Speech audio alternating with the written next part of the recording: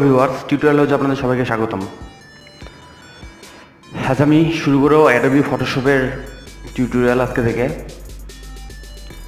তো ফার্স্ট আমি টিউটোরিয়ালটা তৈরি করব আপনারা ছবিতে যে কোনো আনওয়ান্টেড অবজেক্ট যেগুলো আপনার লাগবে না তারপরে ছবি থেকে ডিলিট করবেন কীভাবে খুব সহজে আমি সেগুলো দেখাবো। ফার্স্ট একটা আমি পিকচার নিব। সাপোজ এই পিকচারটা আমি চয়েস করব, ওপেন করব অ্যাডোবি ফটোশপ। আমার কাছে অ্যাডোবি ফটোশপ CS6 আছে, আমি অ্যাডোবি ফটোশপ CS6 ওপেন করব।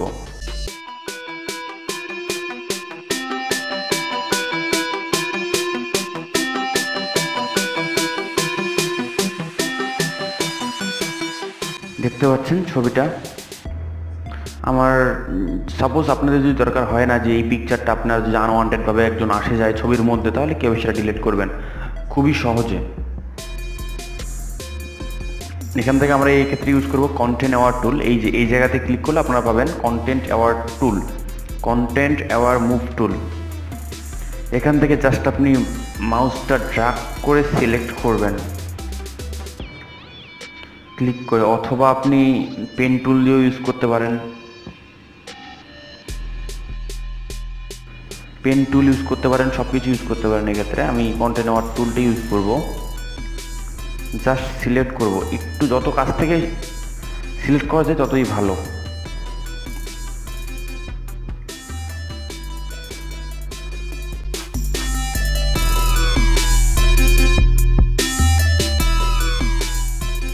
যাকে আমরা সরাইতে চাই, দেন আমরা যাব এডিটে।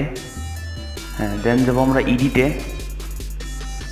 এডিটে যাওয়ার পর এখানে আমরা ফিল অপশনে যাব, শিফট F5 শর্টকাট। আমরা এখানে ফিলে ক্লিক করব।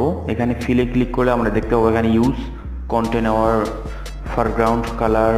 আমরা এখানে কন্টেন্ট অ্যাওয়ার সিলেক্ট করে দেব, দেন আমরা ওকে করে দিব, দেন ডান। দেখতে পাচ্ছেন ছবিটা যে চলে গেছে তার কোনো চিহ্নই নেই এর মাঝে। দেন আমরা যদি চাই যে এনাকেও রাখবো না, সেটাও পারবো। আমরা জাস্ট সিলেক্ট করব, কন্টেন্ট অ্যাওয়ার টুল দিয়ে সিলেক্ট করব। আচ্ছা, এবার আমি কন্টেন্ট অ্যাওয়ার মুভ টুল দিয়ে সিলেক্ট করলাম না, এবার আমি সিলেক্ট করলাম হচ্ছে ল্যাসো টুল দিয়ে।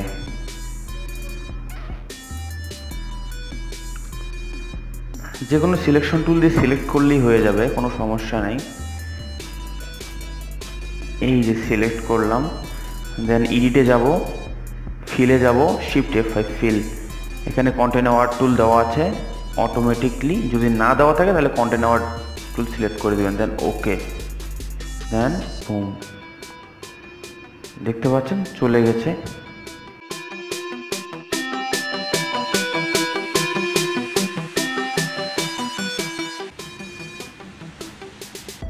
দেন যদি চান আপনি কন্টেন্ট অ্যাওয়ার টুল দিয়ে সেটা আমি মুভ করতে চাবেন, দেখেন তাহলে কি হয়ে যায়। এটা আসলে এই টুলটার কাজ হচ্ছে যেটাকে আপনি সিলেক্ট করবেন সেটাকে মুভ করে দেওয়ার পর অটোমেটিকলি পাশের কালারগুলো নিয়ে নেবে। আপনি এটা দিয়ে মুভ করাতে পারেন। এখান থেকে দেখেন এটা মুভ করাই দিচ্ছি কালারের। দেখতে পাচ্ছেন মুভ হয়ে গেছে, এখান থেকে এখানে মুভ হয়ে গেছে।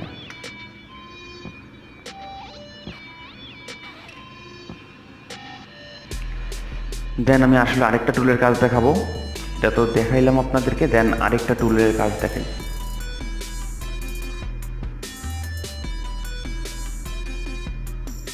এই ছবিটা আনওয়ান্টেড অবজেক্ট।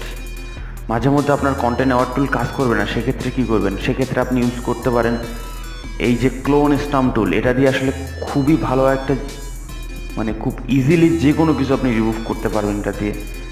দেখতে পাচ্ছেন এখানে আপনি টুলটা সিলেক্ট করবেন, করার পর অল্টার, কিবোর্ডের অল্টার প্রেস করে আপনি এখানে যেই কালারটা দিতে চান সেটা সিলেক্ট করবেন। সাপোজ আপনি এখান থেকে অল্টার ক্লিক করে দেখতে পাচ্ছেন মাউসের সাইন চেঞ্জ হয়ে গেছে। এখানে আপনি ক্লিক করবেন একটা অল্টার প্রেস করে, দেন যেটা আপনি মুছতে চান মাউস প্রেস করে মুছে ফেলবেন সব কিছু।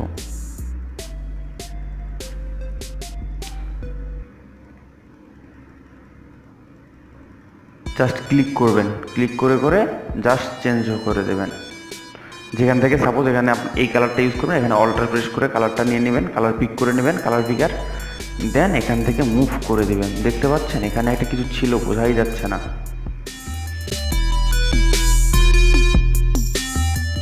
দেন আরেকটা পিকচার নিয়ে কাজ করতে পারি আমরা। সাপোজ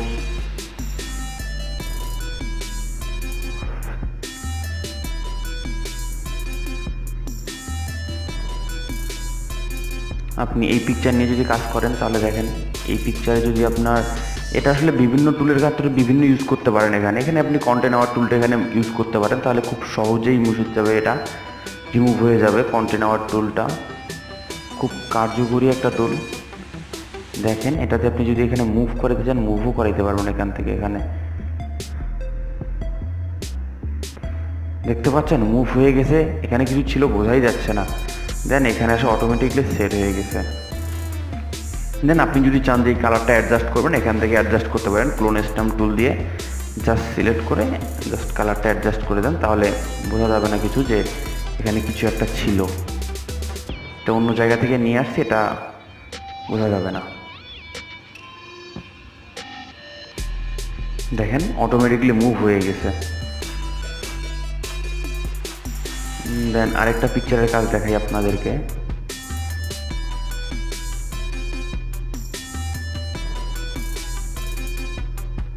এই যে সাপোজ আপনার এই গাছটা দরকার নেই, এটা মনে হয় না, আপনি এটা কন্টেন্ট আওয়ার টুল ইউজ করতে পারেন, অথবা এই যে ক্লোন স্ট্যাম্প টুলটি ইউজ করতে পারেন। ক্লোন স্ট্যাম্প টুল অথবা আপনার হচ্ছে এখানে আসলে ক্লোন স্ট্যাম্প টুলটা ইউজ করাটাই বেটার। আপনি ক্লোন স্ট্যাম্প টুলের ক্ষেত্রে একটা কাজ করতে পারেন।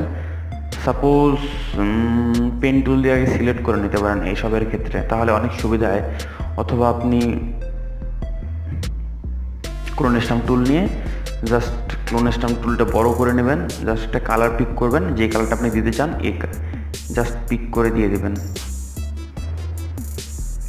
আপনি যে কোনো কিছু ছবির মধ্যে যে কোনো কিছুই আপনি রিমুভ করতে পারবেন এটা দ্বারা খুব সহজে, ইজিলি, খুবই ইজিলি।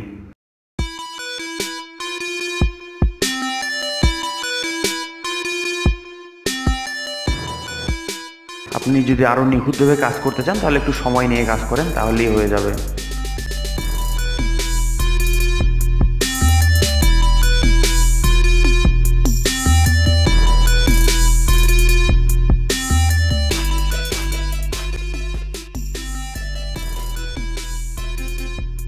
দেখতে পাচ্ছেন এখানে যে একটা গাছ ছিল সেটা কোনোভাবেই বোঝা যাচ্ছে না।